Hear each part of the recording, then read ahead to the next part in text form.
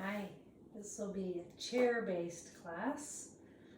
Hopefully we can get some energy moving, feel some stretch and some strength, but also not a whole lot of getting up and down off the floor and working with the yoga chair. Yeah, I think for this class it'd be great if you have an actual folding chair because that's sort of the yogic standard, but also a sturdy dining room chair will probably do the trick. Something that's firm, not too tall, and not too low either.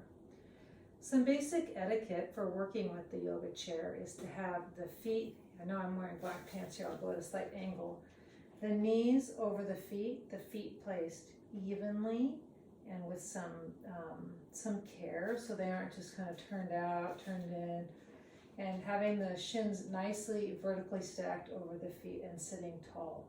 And a lot of times I'll give some cues on this. We sit just a little bit forward on the front of the chair because that helps the spine come a little bit more upright and prevent some of the slumping, which we are already good at and we probably don't need to practice. So get yourself seated. Slide your hands a little bit back toward the pelvis so the elbows slide back. If it's comfortable or feels supportive for you to keep the palms down, you can do that. Or you can turn the palms up. Or you can bring the hands together at the heart center. And we'll chant the sound Om and the invocation to Shri Patanjali. Om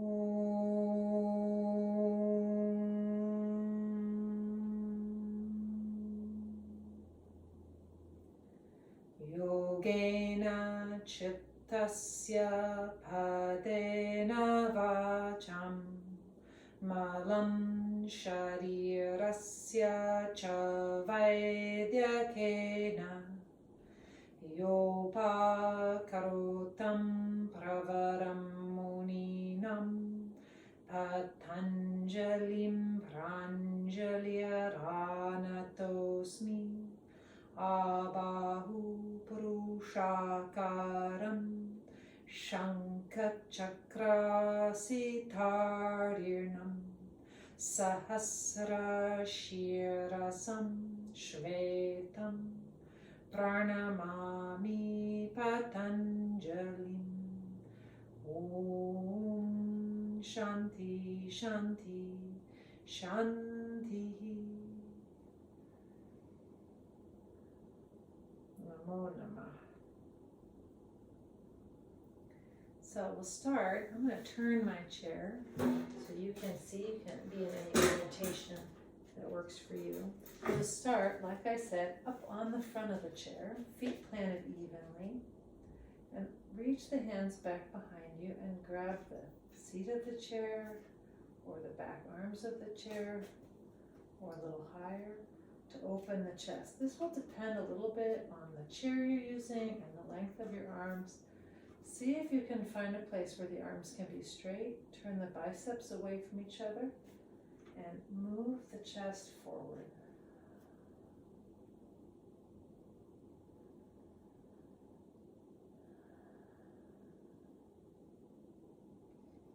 And then one at a time, extend the legs out straight and flex the feet. So this is a variation of Dandasana in the chair. Keep the arms, biceps slightly turning out. If the straight arms is not working for you, of course you can put a bend in the elbows. That's also a nice variation. Watch that the knees, especially when the knees are sort of suspended in the air like this, that they don't hyperextend. So pull the musculature of the kneecaps back toward the pelvis and keep the chest emerging up. Good, and then release. Get your feet underneath you and press yourself up. And we'll do downward facing dog with the chair. So make sure that all four legs of the chair are on your sticky mat so it doesn't slide. Hold the edges of the seat and walk your legs back. Let the armpits be long. If it feels better to have the feet a little wider, the knees a little bit bent, that's fine. I think the first order of business here is to get some length through the spine. Turn your biceps a little bit up toward the ceiling so you create some space, especially between the shoulder blades, and really draw the abdomen in, pull the hips back away from the wrists. And then release and walk your feet a little bit closer together. Grip the edges of the seat and come forward to a plank position. So the arms are vertical and slightly tuck the tailbone so the navel is activated. Push the chair into the sticky mat. And then pull the hips back to downward facing dog. Come forward to a plank position. And here the tailbone moves toward the pubic bone. The chest moves forward. Push the arms nice and straight and pull the hips back. Downward facing dog. One more time, come forward to a plank position. Strong arms. Really try to recruit the abdominal area. Pubic bone to the navel, navel in. Strong arms. That pushing action with the arms actually helps get a response from the abdomen. And then pull the hips back. Give yourself some length. And then walk your feet forward toward your chair and come up. And we'll do some Utkatasana with the chair. So I like to use a block. You might like to use 2 blocks. Take a block, or maybe 2, and set them on your chair. So you have a little target. I'll show you what we're going to do. You can do arms out straight in front. You can do hands behind your head, or arms up overhead. So that'll be some personal choice for you. And then we're going to lower down. The knees go forward and the hips go back until you touch the block and come back up. So if that feels too low or unrealistically low, put a second block there. The idea would be hopefully to maintain some nice integrity of the movement throughout, so you can come up and down, build some strength in the quadriceps muscles, in the front of the thighs, and in the gluteal muscles. So you can do a trial run and see if 1 block or 2 blocks is better for you. And then either arms out straight in front, or hands behind your head, or arms up straight overhead. Keep your chest up, and now slowly bend the knees and lower yourself. The knees go forward, the hips go back. Touch and press up. And when you come to straight, lower back down. Go at your own pace. Try to keep the movement controlled.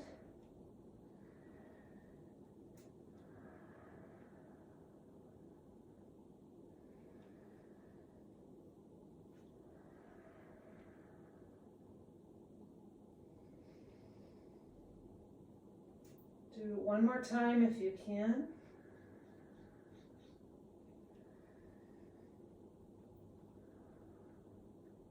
And then release the arms and rest. And take the block aside. And we'll do Parshva Konasana, which feels so good with the chair. So you can, and then instead of having the chair right in the middle of your mat, move it a little bit to the right. And this depends on your height. I always use at least your height and also the mobility of your hips. I always use at least 1 folded blanket. And these cotton blankets I have, they're pretty substantial, so that's a good amount of support. You might like to have more than 1 blanket. And arrange yourself so that your left thigh is on the blanket and your right leg is extending back. And obviously, we all have different needs. To whatever degree you can straighten the back leg, that will feel good.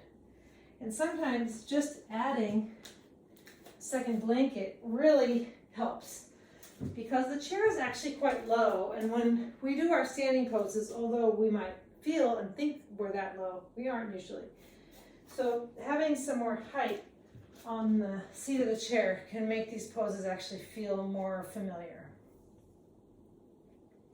So the right toes are turned out, the right thigh is supported, and the back of the chair is behind you. Extend out through the left leg, extend out through the arms. Give yourself a good wingspan, really.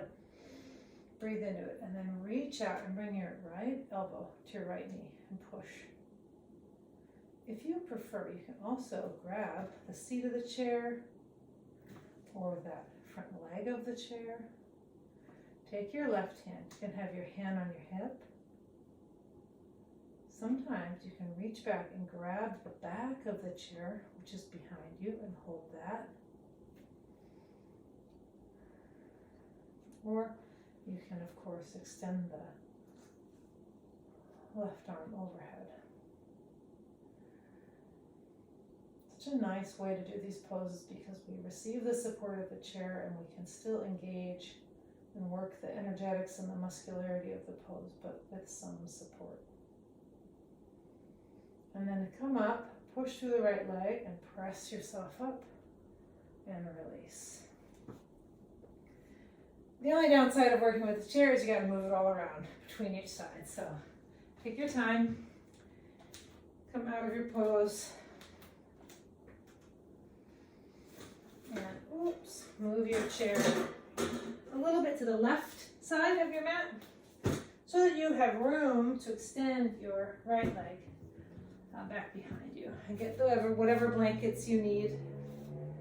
I'm using 2 blankets right now. It feels great. Set yourself up on your chair so your left thigh is totally supported, but sort of the pubic bone is in line with the edge of the chair so that the right thigh is not encumbered by the chair as much as possible. Left toes turn out so they're along the length of the mat, and the right toes turn a little bit in. Extend your arms out, take a full breath in, and then reaching out. You can bring your left elbow to your left knee, or your hand again to the seat of the chair, or lower down. Right hand can stay on your hip. It can reach back to the back of the chair, which gives a nice twist, but maybe is a bit more intense. Or the classic, extending the right arm overhead. Create a nice long line of energy from the back foot, through the spine, through the neck, through the top arm. Make the fingers of that top hand long.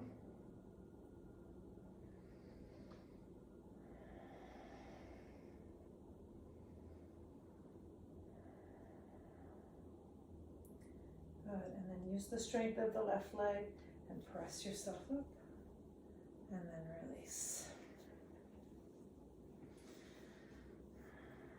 And get your feet underneath you, then stand up. And just stand adjacent to your chair, standing in Tadasana, arms long at your sides. Remember that Dandasana that we started with where the hands were behind us on the chair. See if you can straighten the arms and move the arms just slightly back so you create a little bit more of a muscular response in the thoracic spine, the upper back, and a little bit more space in the top chest. Good, and then release. And take your blankets that were on your chair, you can set them aside.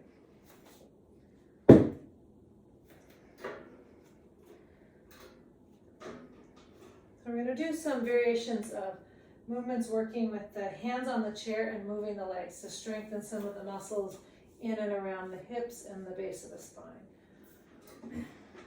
So coming forward, you'll have be sort of in a box pose. Stand so that your feet are kind of close together actually, because when we're lifting one leg, we want the feet kind of right under the weight of the pelvis and your hands on the seat of the chair, and make yourself kind of a right angle to whatever degree you can. Move the shoulders a bit away from the ears so your neck can extend, and then standing on your left leg, move your right leg straight out to the right. And it may not come very high, that's fine, and then bring it back down. Press through the left leg and raise the right leg again, and bring it back down. press through the left leg and raise the right leg again. And bring it back down. One more time. Push through the left leg and raise the right leg. Sometimes it's helpful to really stretch the skin on the sole of the foot and bring the leg back down. Shake it out a little, wiggle it out a little if you need to. And then standing on the right leg, push down through the right leg, make your neck long, lift the left leg up and out to the left, and lower it back down. I'm going to do 4 times on this side also.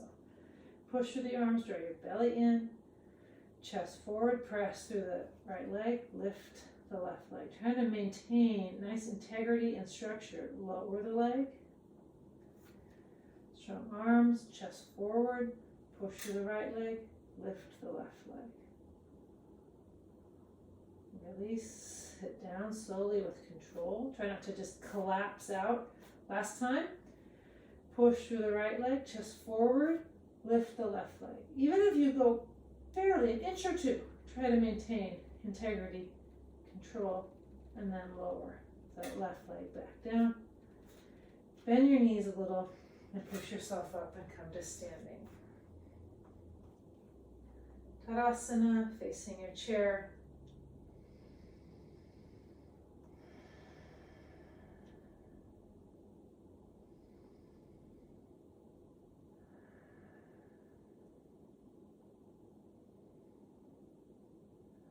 And then release and bring your hands back to the seat of the chair again. Standing on your left leg, straight arms, chest forward, lift the right leg straight up behind you. So this is sort of like warrior 3, but with the hands on the seat of the chair. Bend the right knee and press the sole of the foot up. Extend the leg again. And bring the leg back down. Standing on the right leg, lift the left leg up behind you. Bend the left leg and press the sole of the foot up. Draw the navel in. Extend the leg straight and bring the leg back down. Standing on the left leg, draw the belly in, strong arms, and lift the right leg behind you, and this time we'll hold it. You can, with your standing leg, your left leg, just see if you can put a little bit of zhuzh, a little more energy into the ball of the left foot, as though you were starting to think about coming up onto your tippy toes. We'll just get a more muscular response, and pull the right leg back and up, and then release the right leg down. Bend one knee and then the other to take tension out of the hamstrings, buttocks. And then standing on the right leg, lift the left leg up. Try to keep the chest forward, try not to drop the head. You can even look a little forward beyond the chair, that'll help prevent the head from dropping. Again, a little extra energy, a tiniest bit extra energy into the ball of the right foot. And pull the left leg back and up. So you should feel some work in the outer hip of your standing leg and your hamstrings, glutes of the lifted leg, and then release. And again, bend one knee and then the other, just sort of let the tension come out of the legs. Bend the knees a little bit and press yourself up and be standing in Tadasana. Arms long at your sides. And then we'll do a seated twist. So go ahead and sit in your chair. The moment you've been waiting for. And then turn to your right. So you're sitting side saddle in the chair, and the back of the chair is on your right. Again, like we said at the beginning of class, have some nice leg etiquette here. The feet placed with care, knees over the heels, feet placed evenly and with some attention. Sit yourself tall. And now twisting to the right, and you can bring your hands to the back of the chair and grab a little. You can sort of push the right hand into the chair, and you can gently pull the left hand to help turn yourself in the twist. Keep the neck high, chest high.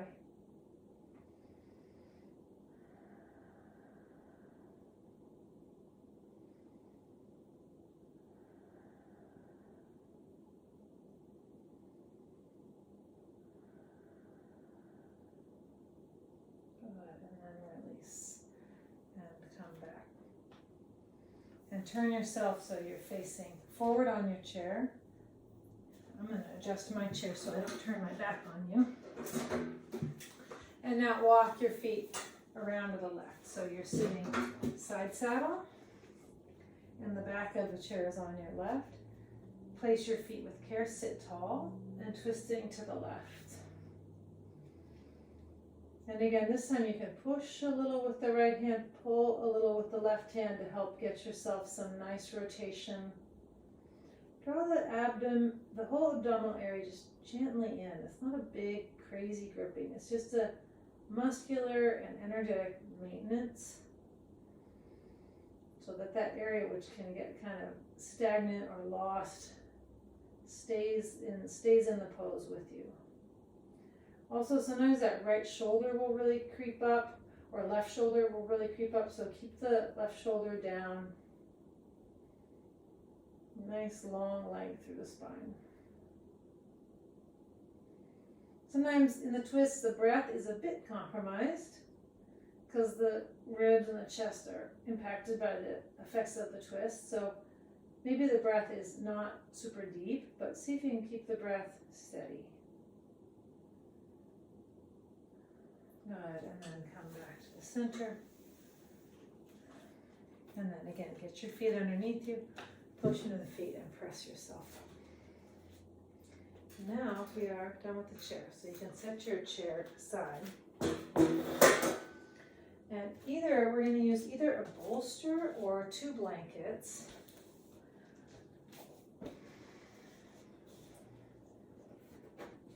If you have a bolster, you can use the bolster. If you don't have a bolster, you can take 2 blankets and fold them lengthwise so they are sort of this shape, long rectangles, and stack them one on top of the other, and this resembles very closely a bolster. And in fact, if your bolster is quite smooshy, you might like the firmness of the blankets. But if your bolster is pretty firm, the bolster will be fine. We're going to do some butt lifts, almost like bridge pose, but not quite coming up so high into a back bend. So come down onto your back so your shoulders and your head are supported, a little bit elevated. And you can hold the bolster underneath your head. You can bring your hands down alongside you. Bend your knees and walk your feet in towards your buttocks, and then push the feet down and lift the hips up. And see if you can find your butt muscles and engage them. Grip slightly. You're not trying to come all the way up into a big arch like bridge pose, just a nice straight line from the shoulders, through the sternum, through the pelvis to the knees. And then lower down, rest for a moment. If you want to make it harder, you can put a sandbag, if you have one, or a bag of rice or something on your abdomen so you're lifting something heavier. Again, push into the feet, engage the buttocks muscles, lift the pelvis up.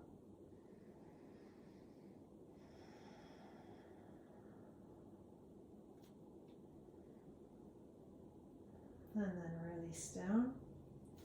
And then this last time we'll hold it just a little bit longer if you can. It's fine if you can't. Push into the feet. Lift the hips up, try to find those buttocks muscles. Keep the tailbone sort of slightly scooping toward the pubic bone. Squeeze the knees a little bit toward each other, muscularize the knees and thigh bones toward each other. Pull the pubic bone toward the navel, like you're zipping up a kind of tight pair of jeans. Slightly tuck your chin, lift your head, and lengthen the neck so the neck isn't getting scrunched underneath you.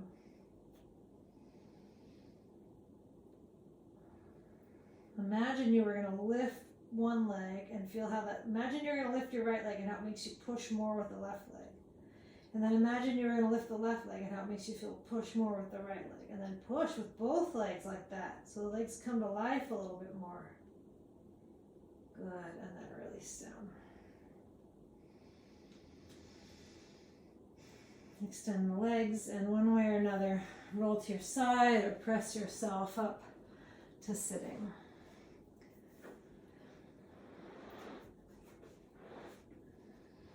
And you can take the bolster behind your back. Actually, let's do this first. Take the bolster, set the bolster aside, and grab yourself a strap. We'll do Supta Baddha Uttanasana first. So come down onto your back.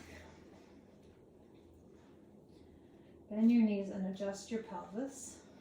So the pelvis is nicely positioned underneath you, and place the strap around the sole of the right foot and extend the right leg up toward the ceiling. You can keep the left leg bent, which is a little bit more gentle. Might feel preferable. Or if you're up for it, you can extend the left leg out straight on the ground.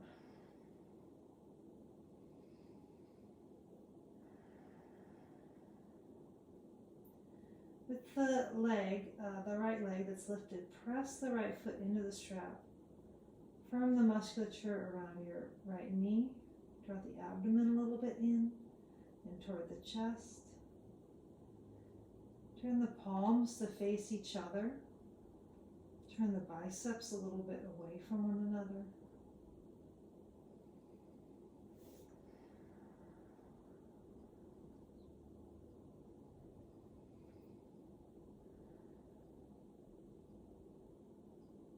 And then release and switch sides. Start with the right leg bent, right foot on the floor. Raise the left leg up. And it might feel best to keep the right leg bent. In fact, sometimes if your back is a little bit tired, especially after doing that back strengthening work of the last pose, it can feel good with your right foot that's on the floor to sort of push it in and sort of smear it away from you. It helps lengthen the low back a little bit more. Keep the leg that's lifted, the left leg, having some integrity. So press, extend through the left leg into the strap. And then if you want, and it feels good, you can extend the right leg out along the mat. Turn the palms of the hands to face each other. The biceps turn a little bit away from each other. Draw the whole abdominal area gently in, sort of narrow the waist and lure some of that energy up toward the heart, chest area.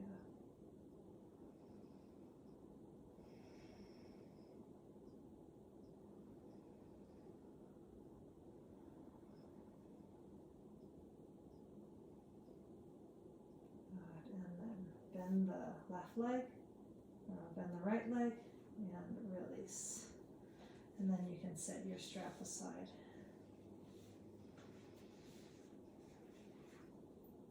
And come to your side and sit up for a moment, and we'll set ourselves up for Shavasana. So, because we have some blankets with us, let's take one blanket. It's folded like this, lengthwise, not super high. My blanket's folded a little bit shabby. I'm going to tidy it up and place that lengthwise along your mat. And then the other blanket will serve as a pillow. If you have other props that you really like for your Shavasana that feel especially good for you, please do Shavasana in your own favorite way. Otherwise, I'm just suggesting this for today. Lying back with just a very gentle elevation underneath the ribs and chest, and some support behind the head. If that doesn't feel desirable or relaxing for you, of course, Shavasana is not a time when we're meant to endure it, so adjust your Shavasana so that you can really relax.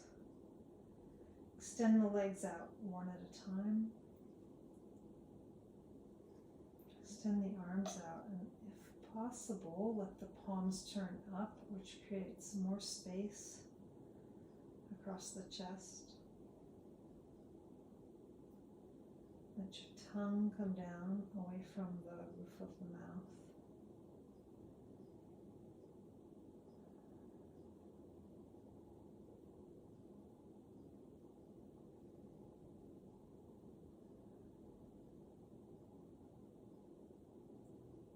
And to be in Shavasana.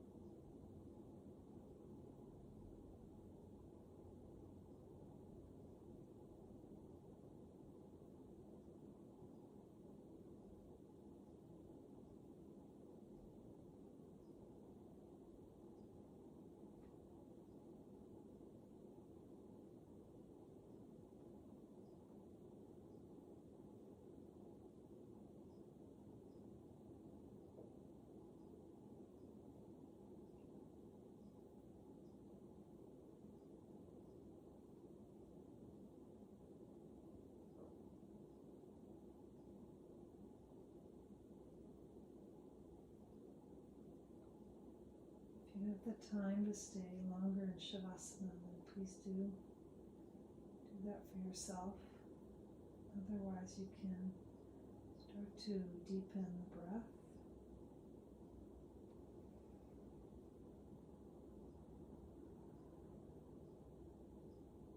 Bring some movements into the hands and the feet.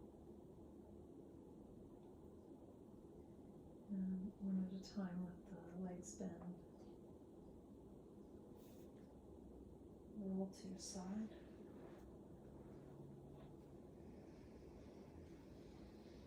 And press yourself up.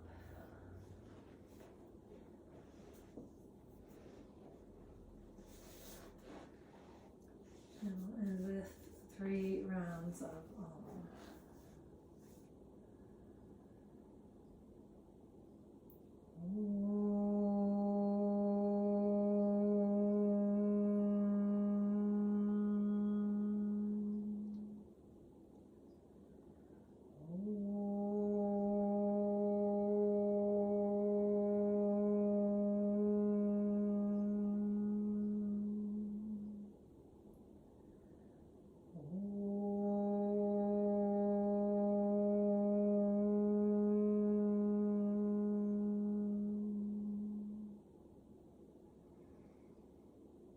Shanti.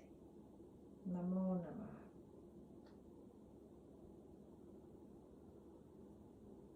Thank you for practicing. I hope that felt good for you, and hope you have a great rest of your day.